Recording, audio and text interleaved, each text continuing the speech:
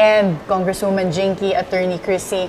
Some people were commenting yesterday that former President Duterte appeared to be taking all attackers by himself, and it made him look like a hero and the people in Congress as the anti-hero. What's your take on that? Attorney Karen, I believe that it is a common knowledge that he's the one who launched the war on drugs, and that the war on drugs is the reason why there's such a thing as extrajudicial killing. So I think we are justified in putting the former president at the Quad Comm to answer all the questions surrounding EJK. But it does not necessarily mean that the Quad Comm is attacking him.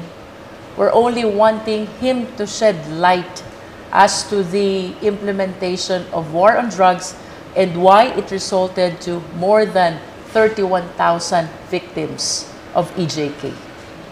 And I'm going to pick your brains as lawyers. I'm going to take advantage of the fact that I have two brilliant lawyers with me. But let's look at this from the side of in aid of legislation. Right now, we're looking at extrajudicial killings. But should the ICC come in, and as you said, Attorney Chrissy, they would have jurisdiction in your view, isn't that sufficient in terms of what we have in place to deal with extrajudicial killings? And again, we have in our law, under the revised penal code, laws on murder as well. So why do we need any additional legislation? Well, on our end, so actually, for the earlier question, I would just like to remind the public that the victims were also there.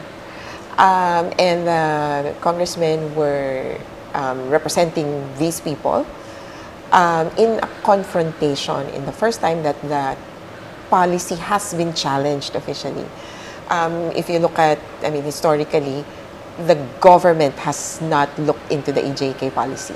This is the first time that we're looking at it. So it's very important that the questions come in from different sectors. Now, as to the ICC, I think, although we have all these laws and we have the Rome Statute, it's the implementation that's terrible. And if we need additional laws to ensure that the implementation is aided, then I would think it's important. For example, in these cases, why is it that there is very little investigation or forensic evidence to proceed with? It's because state participation is very critical in cases where the state is alleged to have committed the crimes, or state agents.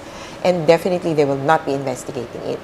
Defining extrajudicial killings as a new crime, which will limit or separate it from a murder, is important when pursuing these cases, so that we will have more convictions, if possible, or more cases at the least.